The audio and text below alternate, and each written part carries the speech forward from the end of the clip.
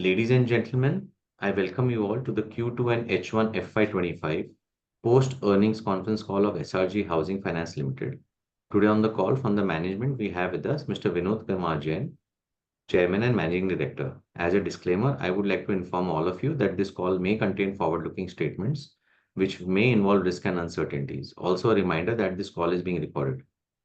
I would now request the management to detail us about the business performance highlights for the quarter, the growth plans, vision for the coming year, post which we will open the floor for Q&A. Also, please note that the management will be speaking in Hindi language. Over to the management team. Over to you, sir. जय जिनेंद्र जी। हाँ sir,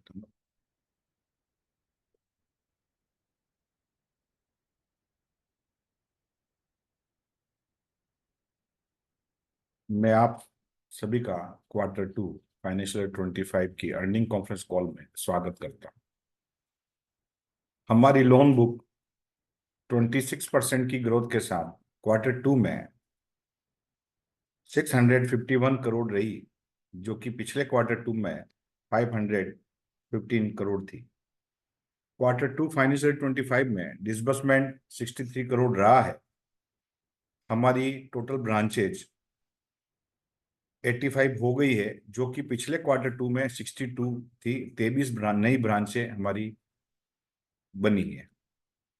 profit before tax 8.33 crore रहा है, जो कि पिछले Q2 में 6.58 करोड़ था।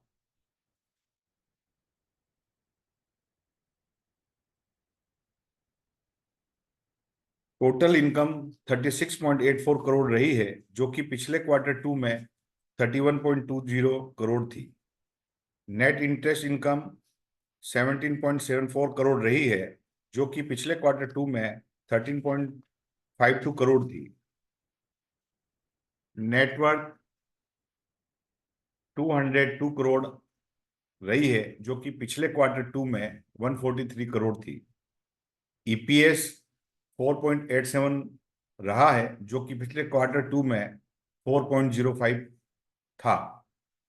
Housing loan बढ़कर 71% हो गए हैं और लोन अगेंस्ट प्रॉपर्टी 29% रहा है, और सैलरीड लोन 26% और सेल्फ एम्प्लॉयड लोन 74% रहा है।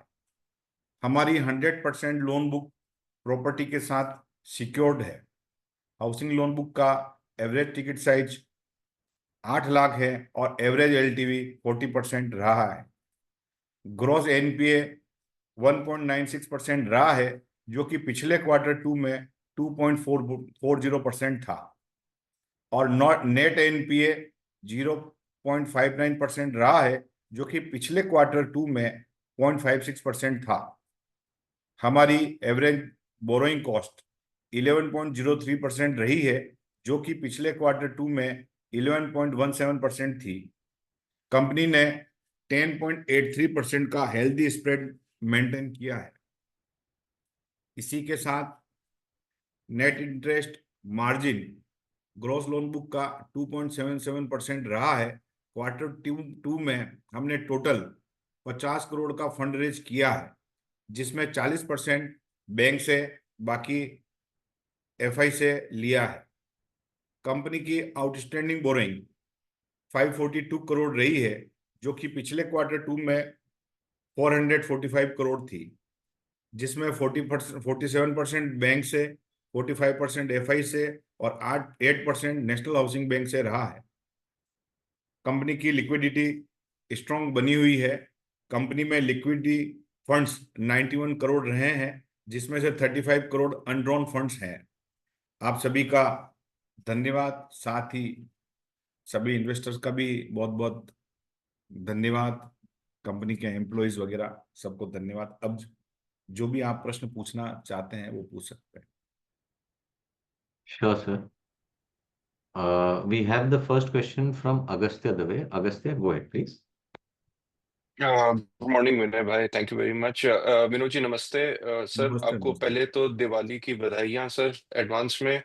दूसरी बधाई आपको बहुत अच्छे रिजल्ट्स की सर, स्पेशली क्योंकि micro finance sector rural India में बहुत ज़्यादा स्ट्रगल कर रहा है, एफएमसीजी भी बहुत ज़्यादा स्ट्रगल कर रहा है, लेकिन आपके नंबर्स ग्रोथ भी बहुत अच्छी आई है और सबसे इम्पोर्टेंट चीज़ है ग्रॉस एनपीएस भी अंडर कंट्रोल है sir. So exceptional performance sir, congratulation sir. Thank sir you. मेरे दो क्वेश्चन थे सर इस बार। पहला क्वेश्चन ये था कि अगर मैं आपका जो टोटल लोन बुक देखूं और दूसरा जो आपका बोरोइंग देखूं टोटल, सर मान लीजिए आरबीआई ये नेक्स्ट कमिंग क्वार्टर में रेट कट करती है, तो ये दोनों में एडजस्टमेंट कितनी जल्दी होंगे सर? आपका बोरोइंग कॉस्ट कैसे मूव होगा, क्योंकि सारे फाइनेंशियल इंस्टीट्यूशंस का एक्सटर्नल बेंचमार्क से लिंक कर दिया था आरबीआई ने लेंडिंग रेट्स। सो इस बार आपका लेंडिंग रेट अगर मान लीजिए 25 बेसिस पॉइंट कल आरबीआई कट करता है, तो आपको कितनी देर में आपको वो बेनिफिट आएगा, और आपका जो लोन बुक है सर उसमें आप कितनी जल्दी आपको वो पास ऑन करना पड़ेगा? ये पहला क्वेश्चन है सर। दूसरा क्वेश्चन क्या है सर आपका कॉस्ट टू इनकम रेशियो में सर, आई थिंक 64-65% के आसपास कहीं आया है सर, एग्जैक्ट नंबर हाँ 64.8 नंबर आया है सर। इसका मूवमेंट सर आप आगे कैसे देखते हैं? क्योंकि अब हमारे पास ग्रोथ कैपिटल भी है और ग्रोथ अच्छी आ रही है सर, और काफी आपका ज्योग्राफिकल स्प्रेड भी बढ़ गया है, तो आप इसका इवोल्यूशन, इसकी ट्रेजेक्टरी कैसे देखते हैं सर? ये आगे जाके किस लेवल पे सेटल होगा ये cost to income number sir? बहुत बहुत बधाई आपको अगस्त्य जी, दीपावली की सभी को। देखो, सब पहला क्वेश्चन जो था, अगर रेपो रेट अगर हमारा कट होता है, हमारे जितने भी लोन है वो हमारे सब फिक्स रेट पे लोन है। अगर अच्छा। रेट कट होता है तो इमीडिएटली हमारा प्रॉफिट बढ़ेगा, ओके। हमको आगे कहीं सर्व नहीं करना उसको। ओके। नेक्स्ट क्वेश्चन ये है सर कि अपना जो कॉस्टिंग बढ़ा है इन क्वार्टर, हम्म। तो अपनी नई ब्रांचें जब भी हमने 15 ब्रांचें हमारी तकरीबन उधर महाराष्ट्र और उधर साउथ में हमारी ओपन हो चुकी है, तो ब्रांच की कॉस्टिंग है, अभी हायरिंग चल रही है टीम की, वो जो कॉस्टिंग बढ़ी उसकी वजह से अपना कॉस्ट ये 65 के आसपास है। तो ये ब्रांच जैसे ही इसमें वर्किंग में आती है तो अपन ये मानते हैं कि 4 से 5% करीब अपनी ये कॉस्टिंग कम हो जाएगी जब ब्रांच अपना सिस्टम में आ जाएगी। तो मैं अभी ज्यादा नहीं अच्छा। कह सकता हूँ, लेकिन 60% के आसपास अपना कॉस्ट टू इनकम रेशो हो जाएगा। Great sir. सर आपने रेपो रेट का बेनिफिट बता दिया कि आपके जो लोन्स आपने दिए हैं सब फिक्स बेसिस पे हैं, जी जी लेकिन जी। सर जो आपकी बोरोइंग्स है सर वो तो कम होंगी ना? उसमें तो रेट पास ऑन आपको होगा। हाँ, नहीं नहीं सर, जो बोरिंग जैसे अपना कम हुआ, ठीक है ना, हम्म। जो एक तो जैसे रेपो रेट अभी कम हुआ अपना, तो उसका हम्म। तो इम्पैक्ट हो जाएगा अपने प्रॉफिट में। और बोरिंग हम्म। कॉस्ट जो कम होगी, उस कॉस्ट हम्म। को जो भी अपन नए टेरिटरी डाल रहे हैं, नया बिजनेस जो कर रहे हैं, ठीक है ना, हम्म। वो इसी हम्म। अकॉर्डिंग करेंगे, तो वहां भी अपन उसका कोशिश करेंगे बेनिफिट लेने का। अच्छा, क्योंकि ग्रेट सर। अभी, हाँ, अभी प्रेशर क्या है उसका, पहले हम 50% 55% करीब भी अगर हाउसिंग लोन करते थे तो हमको एलो था। हम्म। लेकिन अभी एनएचबी ने कर दिया कि आपको 70% के आसपास आपको हाउसिंग लोन करना है। हम्म। लेप को तो हमको 2-3% लेप में हमको एक्स्ट्रा पैसा मिलता था, तो अभी हम्म। हाउसिंग लोन में वो हमको रेट थोड़ी कट करनी पड़ेगी, तो अगर बोरोइंग कम होगी तो हमको वहाँ बेनिफिट होगा, हम अच्छे से बिजनेस और ढंग से कर पाएंगे। Great sir. Sir again sir बहुत बहुत बधाई आपको, thank you very much sir time देने के लिए। थैंक यू विनय भाई also, thank you. Thank you, thank you. Thanks, Agastya. So we'll take the next question from Shivan. Shivan, you can go ahead, please. Am I audible? Yes. Okay. नमस्कार विनोद जी। दो तीन questions थे। एक तो disbursement के प्रति एक क्वेश्चन था। आपके इंटरनल असेसमेंट के हिसाब से ये जो हमने डिसबर्समेंट किया है फर्स्ट हाफ में, वो आप सेटिस्फाइड है वो डिसबर्समेंट से? हाँ, एक आप दो तीनों क्वेश्चन बोलो सर, मैं फिर एक एक करके जवाब देता ठीक है, डिसबर्समेंट पे ही बाद में दूसरा क्वेश्चन था कि अभी हम जो अभी लैप डिसबर्समेंट देखे तो फर्स्ट हाफ लास्ट ईयर से, सेकेंड हाफ लास्ट ईयर से और फर्स्ट हाफ ये ईयर में हमें एक डिक्रीजिंग ट्रेंड दिखता है लैप के डिसबर्समेंट में। तो उसका रीजन क्या है, वो जानना था। और तीसरा था ये जो हम जो अप्रूवल करते हैं लोन में और जो डिसबर्समेंट करते हैं उसमें एक फर्क आता है, तो वो फर्क का रीजन क्या है दोनों में? हम जब भी एमआईएस में देते हैं कि supposing in this quarter 62 crores was disbursed versus approval हुआ था 65 करोड़ का, तो एक ये जो 3 आधा करोड़ का गैप है वो क्या रीजन है? और बाकी प्रीवियस क्वार्टर में भी वो एक ट्रेंड दिखता है कि there is a gap between the two, तो वो जानना था। तो ठीक सर है। ये 3 क्वेश्चंस है। हम्म। देखो, इसमें आपने जो एक बोला था कि डिसबर्समेंट आपका कम है, ठीक है ना, तो उसका एक ही रीजन है कि जो अभी एनएचबी ने जो चेंज किया है हाउसिंग लोन का, ठीक है, तो उस हाउसिंग लोन को अपने को करने के लिए लैब के पास में, हमारे पास में काफी सारा बिजनेस है जो हम कर सकते हैं, लेकिन एनएचबी की गाइडलाइन को हमको मेंटेन करना है। क्योंकि पिछले क्वार्टर टू में, पिछले के साल में हम देखते थे तो वहाँ 58% हमारा हाउसिंग लोन था, ठीक है। तो उस गैप को कंप्लीट करने के लिए अभी हमारा इस साल में जो 70% हमने हाउसिंग लोन किया है, तो वो जो लेब का जो था, हाउसिंग लोन करना बहुत मुश्किल होता है, लेब करना बहुत आसान होता है, तो लेब में तो कर सकते हैं, इसलिए इसको मेंटेन करने के लिए, क्या मेंटेन करने के लिए हम वो बिजनेस लेब का नहीं कर सकते, हमको उसी एवरेज में चलाना है, इसलिए आपको थोड़ा सा डिक्रीज लग रहा है। Second, okay. हाँ, सेकंड जो था आपका क्वेश्चन, ठीक है, तो क्या होता है उसमें, आपका जो गैप है जो आपने लिखा 65-68, जैसे हम इस महीने हमने जैसे मान लो कोई सैंक्शन किया है, तो कंस्ट्रक्शन लोन में अगले 6 महीने तक डिसबर्समेंट होता है। आज अगर हमने किसी को 10 लाख का लोन दे दिया है, तो इनिशियली वो 4-5 लाख का लोन जाएगा, फिर 2 लाख का जाएगा, फिर 1 लाख का जाएगा, फिर 2 लाख का जाएगा, तो ये स्टेप बाय स्टेप आपका डिसबर्समेंट होता है, इसलिए सैंक्शन ज्यादा होता है और डिसबर्समेंट कम होता है। और किसी महीने में जैसे पिछले का अगर डिसबर्समेंट ज्यादा है, तो वहां आपको सैंक्शन कम बता रहा है और आपको डिसबर्समेंट ज्यादा बता रहा है, जैसे 68 करोड़ आपका डिसबर्समेंट है और 65 लाख आपका पुराना बाकी है, तो ये प्लस माइनस चलता है, तो जो अपन बुक्स में आता है वो अपना डिसबर्समेंट ही काउंट करते हैं। ओके। ओके। ये तीनों रीजन है सर। ओके। डिसबर्समेंट में मुझे थोड़ी चर्चा करनी थी। हाँ, ये जो आपने, मैं हाउसिंग लोन का भी डिसबर्समेंट देखूं तो ईयर ऑन ईयर जो ग्रोथ आता दिखता है वो 18% ग्रोथ दिखता है, फर्स्ट हाफ ये ईयर का और फर्स्ट हाफ लास्ट ईयर का। तो हम्म। वहां भी क्या कोई दिक्कतें आ रही है हमें डिसबर्समेंट बढ़ाने के लिए? आपके हिसाब से क्या क्या हो रहा है? तो हम वो जानना चाहेंगे। नहीं, इसमें दिक्कत की तो कोई बात ही नहीं है सर, अगर हाउसिंग लोन आज मैं कोई 25 लाख का करता हूँ तो डिसबर्समेंट ही 5 लाख का होगा, तो अगले 6 महीने में अपने को डिसबर्समेंट करना पड़ेगा स्टेप बाय स्टेप। ओके। तो अपने को ओके। क्या, बिजनेस तो लिखता है कि बिजनेस बुक कर लिया, लेकिन डिसबर्समेंट वो आगे वाले आने वाले टाइम में होता है, जैसे जैसे उसका कंस्ट्रक्शन कंप्लीट होता है वैसे वैसे आपका डिसबर्समेंट बढ़ता है। ओके। ठीक है। और ये महाराष्ट्र में जो हमने ब्रांच खोली है वहां से कुछ डिसबर्समेंट हुआ नहीं है सर? ये जो फर्स्ट हाफ में जो खोली है हमने, वहाँ डिसबर्समेंट कुछ ज्यादा हुआ नहीं लगता है, तो आपने चालू किया है डिसबर्समेंट करना या अभी भी सेटिंग अप स्टेज में है ये सब ब्रांचेस? तो एक्चुअल में क्या होता है कि जो फर्स्ट क्वार्टर में कोई अपन ने पूरा स्टार्ट महाराष्ट्र नहीं हो गया, सबसे पहले ब्रांच ओपन करने में 2-3 महीने इसको सर्च करने में लगता है, फिर 2-3 महीने टीम बनाने में लगता है, तो 6 महीना तो अपना उसी में चलाता है, फिर अपना बिजनेस चालू होता है। इमीडिएट टीम भी नहीं बनती है, क्योंकि आप भी जानते हैं किसी को ऑफर देते हैं 90 डेज तक उसका नोटिस पीरियड रहता है, तो आपका वो 6 महीना तो इसी प्रोसेस में हो जाता है टीम बनाने में, तो फिर अपना बिजनेस चालू होता है। अभी हमारा हुआ है इस महीने में, नवंबर में हुआ है बिजनेस, कुछ चालू हुआ है, तो अपने को नेक्स्ट क्वार्टर में अपने को दिखेगा इसका असर। ओके। ओके। तो आपका ये फुल ईयर के लिए जी सर। डिसबर्समेंट का क्या टारगेट रहेगा? अभी मार्च तक में सर हमने टोटल पूरा साल का 350 करोड़ के आसपास हमारा डिसबर्समेंट का टारगेट है।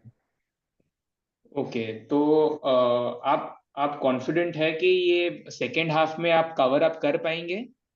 क्यों नहीं। ओके। आप कॉन्फिडेंट है, ठीक है। ओके। ओके। ठीक है सर, मैं क्यू में वापस आता हूँ if I have more questions. Thank you for your yes. Answers. Okay, thank you sir. Thank you sir. एक क्वेश्चन है चैट में अरविंद कुमार से। जी। Branches have increased from 65 to 85 branches in the past 1 year, but hmm. still the disbursement is same as last year in H1. What is the reason for that? इसमें से जो ब्रांचें जो आपको ज्यादा मैक्सिमम ब्रांचें दिख रही है वो भी इस क्वार्टर की है। जो भी अपन ने नई महाराष्ट्र और उधर साउथ में जो ओपन की वो ब्रांचें ज्यादा है। पिछले साल की जो ब्रांचें हैं वो 73 के आसपास में हमारी ब्रांचें थी। जो ब्रांचें जो ये हुआ इसका बिजनेस आपको अगले क्वार्टर में नजर आएगा। और अपन कंपेयर कर रहे हैं उस क्वार्टर 2 से लेके ये क्वार्टर 2 में, इसलिए आपको वो थोड़ा नजर नहीं आ रहा, वो आपको अगले नेक्स्ट क्वार्टर में आएगा। Okay.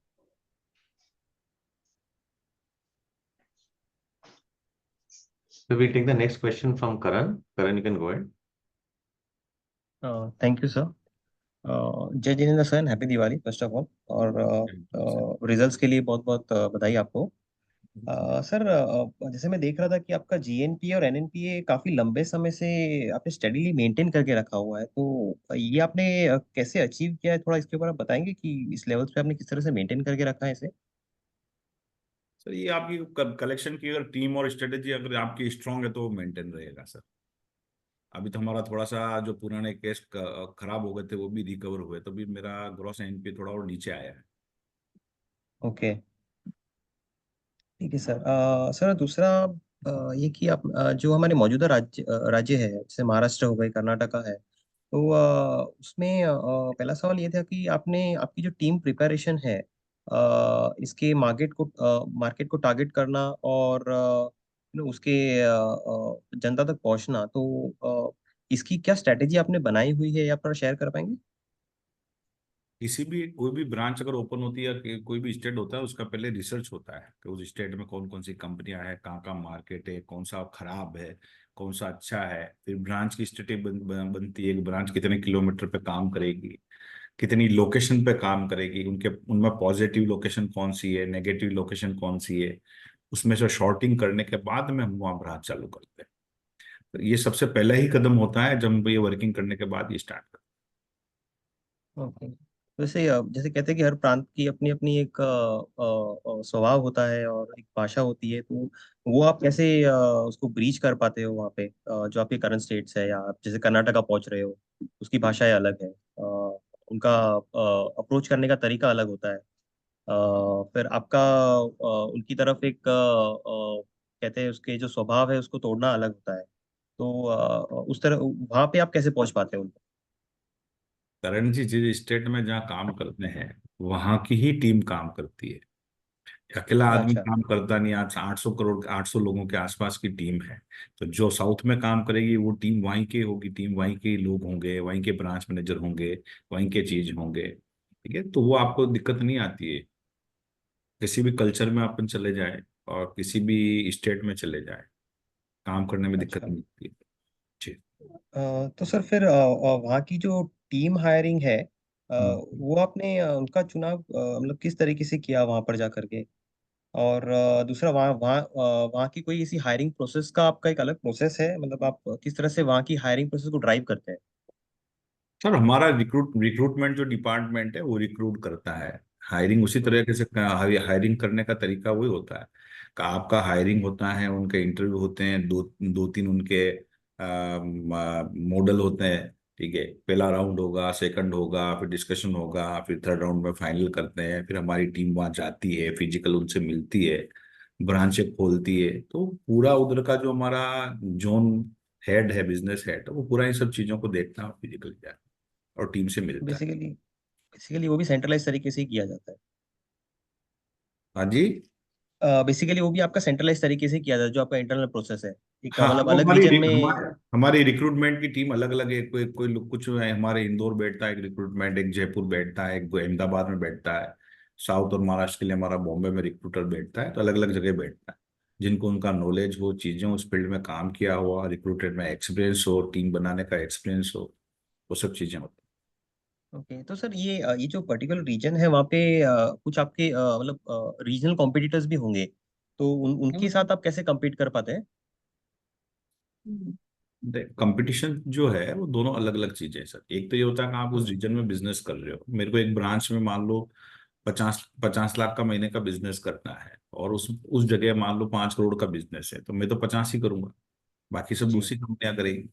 अगर दूसरी कंपनी का टारगेट मेरा 1 करोड़ है और वहाँ बिजनेस 10 करोड़ है, तो 10 कंपनियां और भी होती है। तो इसलिए ऐसा नहीं है कि सब जगह कंपनियां नहीं मिलती, सब जगह फाइनेंस कंपनियां मिलती है, सब एरिया में फाइनेंस कंपनियां होती है। लेकिन आपका डाइवर्सिफाइड आप बिजनेस करते हो तो आपका एक मिनिमम टारगेट होता है उस ब्रांच से बिजनेस करने का। तो वो हमको जो बिजनेस हमारी रेट में हमको चाहिए वो बिजनेस हमको मिलता ओके ओके। और सर इस बार मैंने जस्ट प्रेजेंटेशन में देखा था कि काफी आपकी सीनियर मैनेजमेंट टीम को आपने उसमें ऐड किया है। है। तो जी। उनका परफॉर्मेंस या फिर उनका जो डिलीवरी करने का इवैल्यूएशन प्रोसेस है सीनियर मैनेजमेंट टीम का स्पेशली, हम्म। वो over a period of time आप किस तरह से देखेंगे? और परफॉर्मेंस इवैल्यूएशन और जो क्वालिटी ऑफ क्रेडिट है उसका आप लिंकेज कैसे बना के रखेंगे, मतलब आपकी लोन बुक को ग्रो करने के लिए? सर वो तो क्रेडिट पॉलिसी होती है सर, हर जगह की पॉलिसी अलग अलग होती है, उसके अकॉर्डिंग ही आपका क्रेडिट वाला काम कर। ऐसा नहीं है कि पहले काम कर लेगा फिर वहाँ पॉलिसी बनेगी। क्रेडिट की पॉलिसी पहले डिसाइड होती है, कहाँ कितना लोन साइज में करना है, कितना बुक साइज रहेगा, कितना हम्म। आपका लोन का मिनिमम टिकट रहेगा, कितना मैक्सिमम उसका टिकट रहेगा। वो सब चीजें पहले पॉलिसी बनती है, उसके अकॉर्डिंग ही काम होता है। और एलोकेशन तो ये होता है कि भाई मंथली इनके सबके टारगेट होते हैं, चीजें होती हैं, इनसे डिस्कशन रहता है। तो हमारा फर्स्ट ओके। वीक में यही काम रहता है, जितने भी एचओडी है उनके प्रेजेंटेशन होते हैं, तो नेक्स्ट महीने में क्या करेंगे क्या नहीं करेंगे, पहले वाला पुराने वाले में क्या अचीव किया है, कहाँ गए पे, क्या उसको क्या चेंज करने की जरूरत है, वो सब चीजें देखते हैं। तो वो परफॉर्मेंस बेस्ड जो है वो रहता है उनका। ओके ओके, ठीक है सर, थैंक यू। सर एक क्वेश्चन है चैट पे फ्रॉम मिस्टर रोहित लिडवानी। आपका डिसबर्समेंट टारगेट और लोन बुक टारगेट क्या है for FY25 and FY26? Sir मेरा FY25 का 350 करोड़ के आसपास हमारा डिसबर्समेंट का टारगेट है। इससे हमारा जो एम है वो 750 करोड़ के आसपास आपका एम मिलेगा। और नेक्स्ट ईयर में हमारा 400 करोड़ के आसपास, 400 से 450 करोड़ के आसपास जो हमारा डिसबर्समेंट टारगेट है, तो उससे हमारा 1000 करोड़ की एम क्रॉस करे। Okay. So we'll take the next question from HIG. I would request you to introduce yourself, JK. हाय विनोद जी। मेरा नाम हिमांक भैया है। मेरा क्वेश्चन, मैं ऑलरेडी आपका शेयर होल्डर हूँ, तो मैं आपकी कैपेबिलिटी को जज नहीं कर रहा हूँ। बस मैं ये जानना चाहता हूँ कि जैसे एक ग्रुप फाइनेंस जैसी कंपनी थी जिसकी एकदम प्रिस्टीन बुक थी और उसका लेवरेज रेशियो भी काफ़ी हाई था, तो एसआरजी को उस तरह की कैपेबिलिटी जानने में कितनी आसानी है, और वो हम क्या कभी पहुंच पाएंगे? ये मेरा थोड़ा सा कैपेबिलिटी लेवल पे क्वेश्चन है। देखो 25 साल हो गए मुझे इस बिजनेस में और यहाँ तक मैं पहुंचा हूँ, ठीक है। और जहाँ एक धरातल से नीचे आना है तो फील्ड का जो हमें नॉलेज है कि रूरल में कैसे हाउसिंग फाइनेंस करते हैं, क्या क्या चीजें होती है, कैसे कलेक्शन करते हैं, कैसे रिकवरी करना है, अगर उस चीज को अपन ने आज तक मेंटेन कर लिया इतने सालों में, तो मेरे हिसाब से आगे बढ़ने में आपको कोई झिझक भी नहीं होनी चाहिए, कोई हिचक भी नहीं होनी चाहिए और डाउट भी नहीं होनी चाहिए कि हम आगे नहीं बढ़ पाएंगे या वो चीजें नहीं कर पाएंगे। और जब आप शुरुआत करते हो और आज के पास में आपके पास इतनी, हमारे पास में बोर्ड के अंदर भी एग्जिस्टिंग बैंकर है जिनसे भी हमको गाइडलाइन मिलता है और हमको सपोर्ट मिलता है पॉलिसी वगैरह सब चीजों में। और हमारा जो KNP भी देख लोगे तो आप पूरा हमारा एक्सपर्टाइज टीम है। और अभी हम बॉम्बे, हमारा कॉर्पोरेट ऑफिस में पूरी पेन इंडिया की जो HOD की टीम है वो सब एक्सपर्ट्स हम ले रहे हैं और पेन इंडिया की टीम बना रहे हैं। तो आपको बहुत जल्दी जो चीजें आपने बोली है वो नेक्स्ट ईयर में आपको काफी इम्प्रूवमेंट दिखेगा और वहीं से आप सोच लोगे कि आगे आने वाले 5 सालों में हम कहाँ होंगे, वो आप खुद ही बताओगे खुद को देख के। तो मतलब आप कॉन्फिडेंट हो कि आप एक हाई लेवरेज रेशियो में भी फ्यूचर में जा सकते हो? 100%, 100%। ओके, अच्छा। Is that it? Yes, thank you. Yes. Okay. We'll call Shivan to ask his next question. Shivan, you can go ahead. Yes, thanks. Sir एक क्वेश्चन था। हमारे ब्रांचेस पे आज देखिए 85 ब्रांचेस है अभी, उसमें आपके इंटरनल असेसमेंट के अनुसार कितनी ब्रांचेस है जो आपके हिसाब से पीक डिस्बर्समेंट पीक एयूएम कर रही है, जो उसकी कैपेसिटी है वो ऑलरेडी रीच हो गई है, और कितनी ब्रांचेस है जो अभी तक मिड लेवल पे है, और कितनी ब्रांचेस है जो एकदम जस्ट रैंप अप हो रही है? आप वो एक ब्रेकअप दे सकते हैं? नहीं, वो तो एवरेज निकालना पड़ेगा। वैसे 15 से 20 ब्रांचें हैं जो फुल स्विंग में चलती है, जो उनके टारगेट होते हैं। क्योंकि ब्रांचें जो हैं वो 3 तरह की कैटेगरी की हैं। एक बड़ी ब्रांच है, फिर मीडियम ब्रांच है, फिर स्कॉप ब्रांच, छोटी ब्रांच है। किसी का टारगेट 20-25 लाख रुपए का है, किसी का 50 लाख का है, किसी का 1 करोड़ का है। तो हमारा जो मैक्सिमम जो ब्रांचें हैं वो प्रोडक्टिविटी में है। 2 4 5 ब्रांचें कोई आप प्लस माइनस कर सकते हो, बाकी सभी ब्रांचें उसमें प्रोडक्टिविटी में है। दूसरा जो प्रेशर रहता है वो हाउसिंग लोन का रहता है, एचएल का रहता है। ये इसके हिसाब से थोड़ा अपने को डिसबर्समेंट कम आपको दिखने को मिला है। नेक्स्ट क्वार्टर में आपको ये प्रॉब्लम्स भी नहीं मिलेगी। तो वो नहीं है कि कोई प्रोडक्टिविटी या ब्रांचों में अपन चीजें हैं। तो जैसे जैसे ब्रांचें हैं, ब्रांचों के अकॉर्डिंग जब एवरेज लेते हैं ना, तो एवरेज क्या होता है कि छोटी ब्रांच का भी एवरेज उसी तरह से आ जाता है। तो अगर बड़ी ब्रांचों का एवरेज अलग निकालेंगे, छोटी ब्रांचों का एवरेज निकालेंगे, दोनों में डिफरेंस मिलेगा। Okay, okay, okay. और सर, ये एक क्वेश्चन था, टैट आपने जो बोला है 15 दिन का जो टैट है हमारा, तो आप हम्म। वो आपके जो प्रोसेसेस है, सपोजिंग जैसे कि असेसमेंट होता है, बाद में क्रेडिट असेसमेंट होता है, बाद में ब्रांच मैनेजर उसको ओके करेगा, तब बाद में सेंट्रल क्रेडिट टीम पे जाएगा, जो आपकी सब प्रोसेसेस है उसमें आप ब्रेकअप करके ये टैट हमें बता सकते हैं क्या होता है वो टैट? और बिल्कुल बिल्कुल। आपके अनुसार ये कैसे कम किया जाए, इसमें वो कम करने की पॉसिबिलिटी है? एक्चुअल में शिवन जी, हमारा जो टेट है, हमने टेट को टारगेट कर रखा है 10 दिन के लिए, 10 दिन में ही, 10 डेज में ही। लेकिन क्या होता है कि फिजिकल डॉक्यूमेंट, अगर ये प्रॉपर्टी का इन्वॉल्वमेंट नहीं होता सर, हम 3 दिन में डिसबर्समेंट कर दें। लेकिन फिजिकल प्रॉपर्टी के डॉक्यूमेंट लेने पड़ता है। ठीक है, कहीं स्टेट में आरएम है, जैसे एमपी के अंदर रजिस्टर्ड मॉर्गेज होता है, गुजरात में रजिस्टर्ड मॉर्गेज होता है। तो हमको टाइम ही जो रजिस्टर्ड मॉर्गेज का मिलता है वो 45-45 दिन की बाद की डेट मिलती है। और रजिस्टर्ड मॉर्गेज कंप्लीट नहीं होता तो हम उसका डिस्बर्समेंट नहीं कर पाते हैं। तो वहाँ टेट का एवरेज टेट वहाँ आपका अप डाउन हो जाता है। राजस्थान में हमारा टेट जो है वो आपका 10 से 12 दिन में हमारा टेट है, हम राजस्थान में मिल जाएगा। लेकिन ये चीज हम एमपी में नहीं कर पाएंगे, ये चीज वहां पे नहीं कर पाएंगे गुजरात में। लेकिन एवरेज फिर भी टेट को हम मेंटेन करते हैं। लेकिन जो रजिस्टर्ड मॉर्गेज में जो टाइम लगता है उसको हम कुछ भी नहीं कर पा रहे हैं उसमें। और हमारा बाकी जो आपका टेट जो आपने पूछा है, वो टेट एक आज हमारा जो लॉगिन हो जाता है, लॉगिन के हमारा विद इन 30 मिनट्स में हमारा डॉक्यूमेंट चेक हो जाता है। डॉक्यूमेंट चेक होने के बाद में 24 घंटे के बाद में उसका पीडी हो जाती है। पीडी होने के बाद में वहां से कल कंप्लीट आ जाता है, तो हम उस कस्टमर से बात करके और एक बार हम उनका प्रोविजनल सैंक्शन बनाते हैं कि भाई इतना लोन मिलेगा या नहीं मिलेगा। वो कंफर्टेबल होता है तो फिर हमारा लीगल शूट हो जाता है और टेक्निकल शूट हो जाता है। उनकी रिपोर्ट 3 दिन के एवरेज में आती है, कोई 3 दिन के एवरेज में आती है। वो 3 दिन के एवरेज में आने के बाद में अगर वो चीजें कंफर्ट हो गई है तो उसके बाद में फाइनल सैंक्शन लेटर उसको जाता है, डॉक्यूमेंट हम साइन कराते हैं उसके दूसरे दिन। तो 2 दिन उनको डॉक्यूमेंट में लगता है, क्योंकि हमारा एक भी केस ऐसा नहीं जिसमें हम गारंटर नहीं लेते हैं। हम मैक्सिमम केसों में हमारा गारंटर रहता है। तो गारंटर को एक बार लाना, ब्रांच पे लाना, और डिजिटली साइन होता है। डिजिटली साइन भी होता है और फिजिकली दोनों चीजें हैं उसमें। तो जो ऑप्शन बैठता है वो हम ऑप्शन उसको कर लेते हैं, दोनों चीजें। तो इसमें 1 2 दिन उसमें साइन करने में लगते हैं, फिर फिजिकल डॉक्यूमेंट आते हैं, चेक होते हैं। और ये पूरा एक 9 10 दिन का आपका पूरा एक ट्रेड का पूरा एक बना रखा है। Okay sir, okay. कभी कभी कस्टमर टाइम से डॉक्यूमेंट नहीं दे पाता है, कभी कुछ डॉक्यूमेंट देता है, कुछ डिले देता है, कुछ आगे देता है, कुछ पीछे देता है, तो वो ट्रेड उसमें बढ़ता है। बाकी हमारा जो प्रोसेस बना हुआ 9 दिन का प्रोसेस। ओके। और सर, आगे बढ़ते ये जो डिसबर्समेंट जो लैब का आपने बोला कि एनएचबी का गाइडलाइंस जो है उसके उसके लिए थोड़ा उधर स्लोनेस दिख रहा है, तो आगे जाके ये जो डिसबर्समेंट का मिक्स रहेगा वो आपके हिसाब से कैसा रहेगा? इट विल ऐसा ही मिक्स रहेगा 70-30, जो 70-30 है, housing housing loan versus lab, या उधर भी लैब और भी घटता हुआ दिखाई देगा? सिंपल है सर, लेब में अपने को 1 2% ज्यादा मिलता है, तो जो एनएचबी की गाइडलाइन है उसी को अपने को मेंटेन करके चलना है। चाहे उसमें कम हो या ज्यादा हो, उसको नहीं देखा जाता है। एनएचबी की गाइडलाइन है 70% हाउसिंग लोन करना है तो करना है।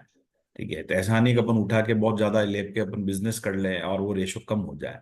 तो वो दोनों ब्रिज नहीं करना चाहते हैं। जैसा जो एनएचबी गाइडलाइन उसके अकॉर्डिंग अपने को काम करना है, उसी के हिसाब से हम लोग को सिस्टम सेट करना है, उसी हिसाब से process banana okay okay sir, thank you very much. Thanks. We'll take the next question from Kevin. Kevin, you can go ahead, please. Hi sir, good morning. है। Good morning.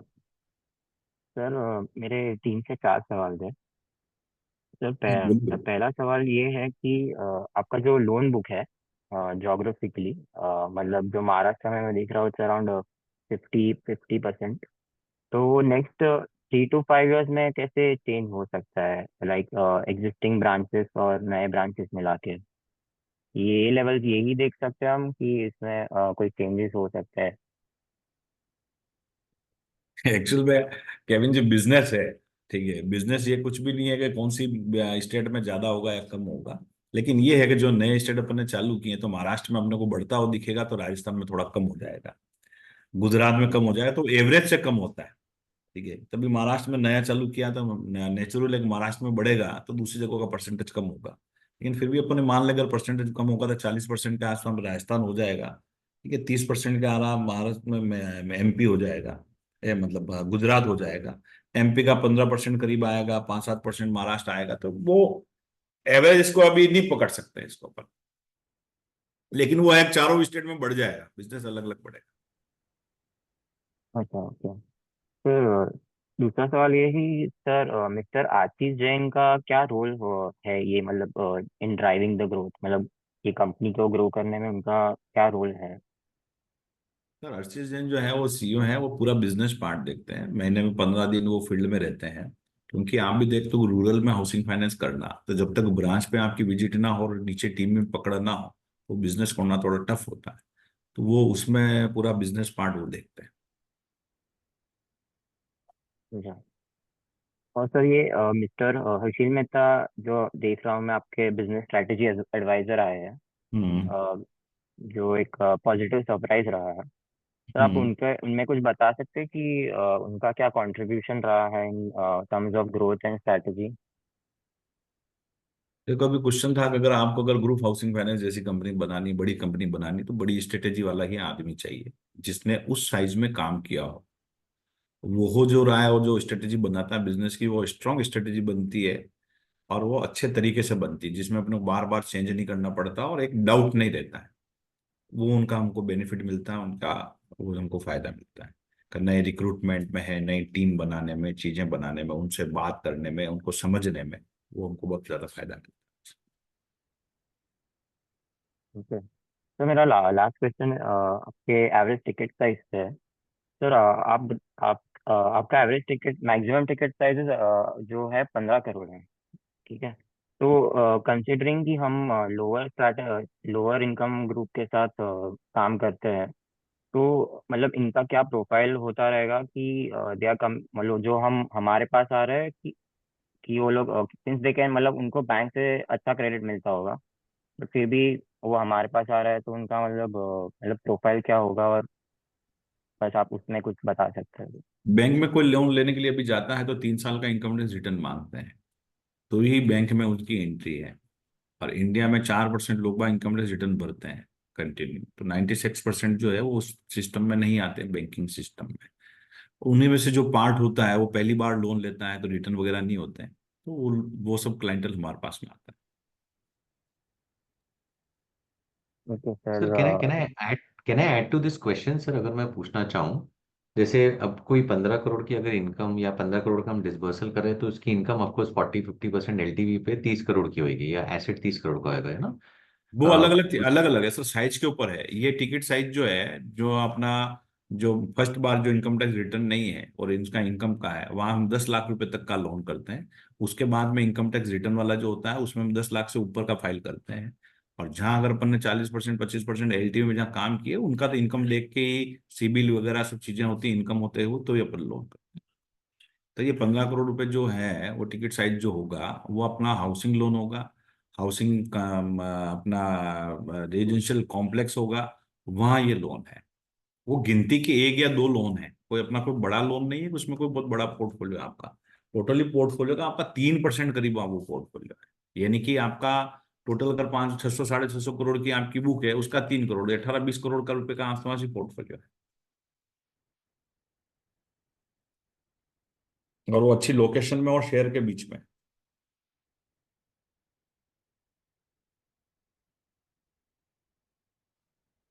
नेक्स्ट।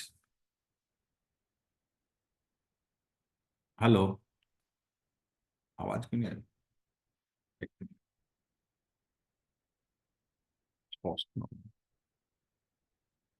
हेलो।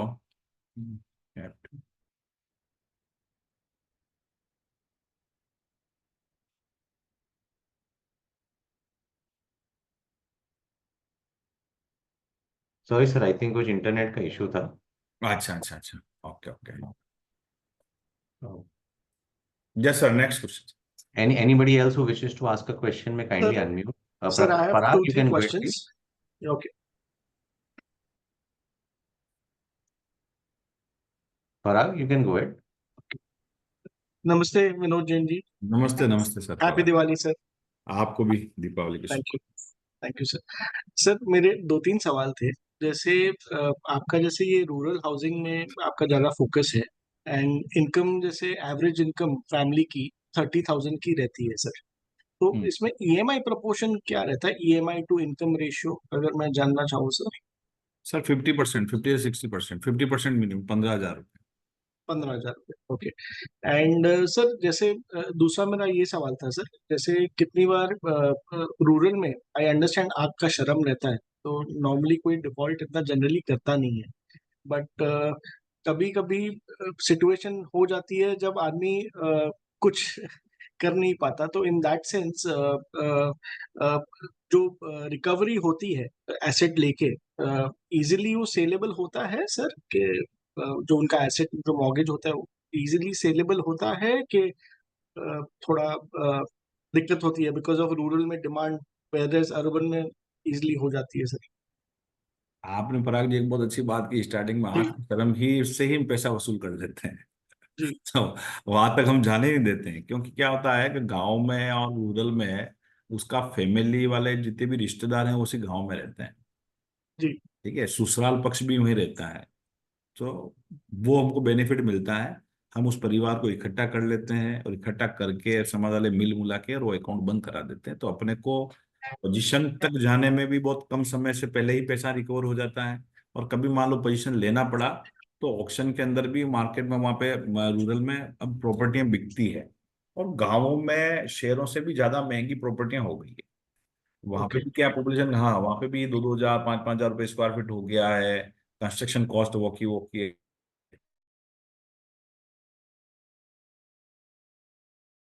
उसमें हमारा gap भी रहता है margin में। अगर property की value 10-20% कम भी हो जाए तो हमारा पैसा रिकवर अच्छे से हो जाता है। Got it sir, got it. And sir मेरा तीसरा एक सवाल है, जैसे बीच में आपने क्यूआईपी रेज किया था, तो और कुछ कैपिटल रेजिंग प्लान है अपने सर? बिकॉज आपका एनेबलिंग रेजोल्यूशन 100 करोड़ जितना का है, if I am not mistaken sir. Sir अभी हम मार्च तक जो है वो एक बार 85 करोड़ के आसपास हम और रेज करेंगे सर, ओके। क्योंकि थैंक यू हमारे सर। नेक्स्ट ईयर में हमको क्या है, ब्रांचें भी इस ये साल हमारा सर मान लो आप एक्सपांशन का हमारा ये साल है। मार्च तक हम 100 ब्रांच को क्रॉस करेंगे, वहां पर ब्रांच बना के और फिर हम ब्रांच को बंद कर देंगे। अगले 2 साल 3 साल तक हम कोई ब्रांचें ओपन नहीं करेंगे। हमारा फोकस ये है कि उन 200 ब्रांचों पे हमारा जो टारगेट का जो लोन बुक है, ठीक है, 2-3 साल का, वो हम कंप्लीट करेंगे और फिर उससे हम आगे बढ़ेंगे। तो ये साल हमारा एक्सपेंशन का है, जहाँ खर्चे भी ज्यादा है, और ब्रांचें चलाने के लिए हमको फंड भी हमको चाहिए, तो इक्विटी हम रेज करेंगे 50 करोड़ के आसपास।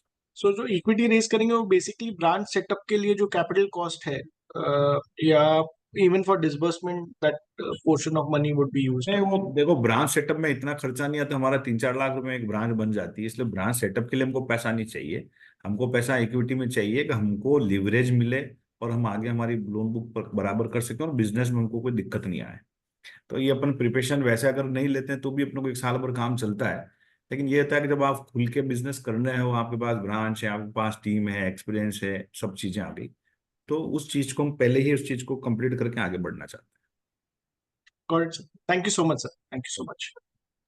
Thank you. Arvind, would you like to ask questions because you've been putting a few questions on the chat? Arvind Kumar.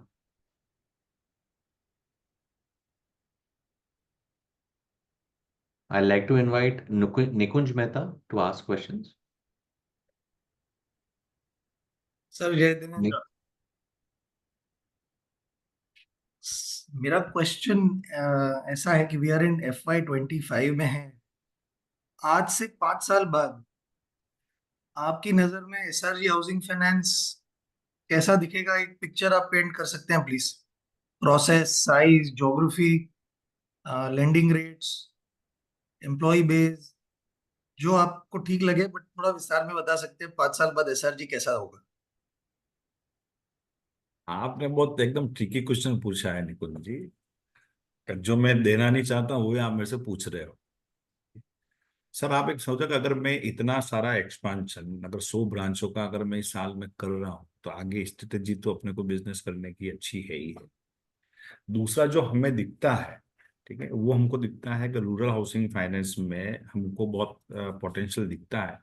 जैसे जैसे जो आज इंडिया में डेवलपमेंट हो रहे हैं या आगे काम बढ़ रहे हैं, और गाँव के अंदर भी वो पहले वाले गांव नहीं रहे जहाँ गांव में आपको कच्चे मकान दिखते थे और वो दिखते थे। आज की तारीख में किसी भी गांव में चले जाओ तो आपको पक्की रोडें दिखती है, आपको गांव जो है वो पूरा कंस्ट्रक्शन जो है पूरा आपका सीमेंट और RCC वाला मिलता है, तो मकान नहीं रहे। और दूसरा, गाँवों में भी क्या हुआ कि आपकी अर्निंग कैपेसिटी और इनकम जो है वो शहर से भी काफी अच्छी लोकेशन में अच्छी है काफी, तो उनकी इनकम भी अच्छी है और एक्सपेंसेस भी करते हैं। तो गांव जो है वो पूरे बहुत डेवलप हो चुके हैं, ठीक है? और जो गवर्नमेंट की योजनाएं होती है वो ज्यादातर रूरल में ही आती है, तो उसका फायदा भी उसको मिलता है।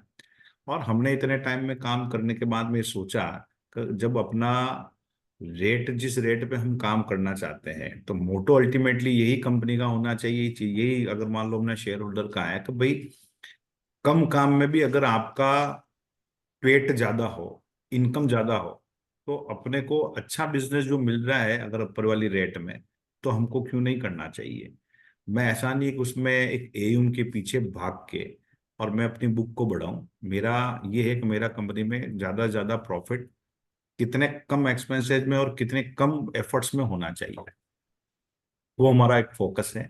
अगले 5 सालों में सर मुझे जो दिखता है, यहाँ से अगर मैं कह दूं 5 गुना होंगे तो कोई अतिशयोक्ति नहीं होगी। वो हो सकता है पहले ही मैं उन चीजों को कंप्लीट कर लूं, क्योंकि हम तैयारी उसी तरह से कर रहे हैं। और हमारी जो पेन इंडिया की जो टीम बन रही है, वो पेन इंडिया की टीम भी उसी अकॉर्डिंग ले रहे हैं। जो उतने भी HOD हैं वो ऊपर जो आ रहे हैं वो उसी अकॉर्डिंग आ रहे हैं, जिन्होंने हमसे आज के 10-10 गुना वाली साइज में काम किया हो, वही टीम हम ले रहे हैं। टारगेट बेस पे आते हैं वो, तो वर्किंग उसी तरह से है। तो निकुंज जी, मैं ज्यादा तो नहीं कुछ कहना चाहता हूँ आज, लेकिन हाँ, नेक्स्ट ईयर में ही अपना एक डिसाइड हो जाएगा। आपको दिखने का लगेगा कि जो आप सोच रहे हो जो 5 साल में अपन पहुंचेंगे, वो आपको नेक्स्ट ईयर में उसके रिजल्ट नजर आएंगे। Thank you sir, best wishes to you and your team for the season. Thank you, Diwali. Happy Diwali. Thank you Nikunj sir. चैट में कुछ क्वेश्चंस हैं from mister Anil Tulsiram. In rural areas, it's difficult to check ownership documents and do valuation of property. How do we manage this risk? Legal verification and valuation is in-house or outsourced? Sir, हमारे पास में legal की जो team है वो in house, हमारे पास में legal की team है। टेक्निकल भी हमारे पास में इन हाउस है, लेकिन सब जगह इन हाउस टीम पहुंच नहीं पाती है, तो हमारे पास में एक्सटर्नल से हम रिपोर्ट बनवाते हैं और हमारे वहाँ पे वेरिफिकेशन होता है। लीगल का पूरा हमारा डिपार्टमेंट बना हुआ है। लीगल में हमारी 15 लोगों की टीम है जो लीगल वेटिंग करते हैं, चीजें करते हैं। और हमारे हर क्लस्टर के ऊपर एक हमारा लीगल ऑफिसर रहता है, तो उस तरह से हम पूरा लीगल देखते हैं। टेक्निकल में हमारे पास में स्ट्रॉन्ग टेक्निकल हमारे पास में टीम है। ऐसा नहीं किसी टेक्निकल में नीचे किसी ने कोई भी रेट लगा के चीजें कर दिया, वो वेरिफिकेशन करके ही चीजें लेते हैं। दूसरा रहा कि रूरल में जो डॉक्यूमेंट है प्रॉपर्टी के, वो वहाँ की जो अथॉरिटी है, जहाँ मान लो करने वहाँ पे सरपंच है, प्रधान है, वहाँ पे जो चलती है उनके अकॉर्डिंग ही डॉक्यूमेंट आते हैं। और आज की तारीख में डॉक्यूमेंट वेरीफाई भी होते हैं। और गवर्नमेंट ने भी अभी नए सिस्टम जो बनाया है, वो सब चीजें ऑनलाइन होती जा रही है, तो आपको वेरिफिकेशन में भी आपको इतना टाइम नहीं लगेगा। और मेरे हिसाब से सर 1 साल और लगेगा आपको टोटली डॉक्यूमेंट ही आपको ऑनलाइन सब आपको दिख जाएंगे। अभी वो चीजें नहीं रही, अभी हम वेरीफाई करने लगे हैं, काफी जगह हमारा वेरिफिकेशन जो है वो ऑनलाइन होने लगा है। ये चीजें अभी चल रही, तो वो डाउट भी, वो अपने को वो डर भी नहीं है। श्योर।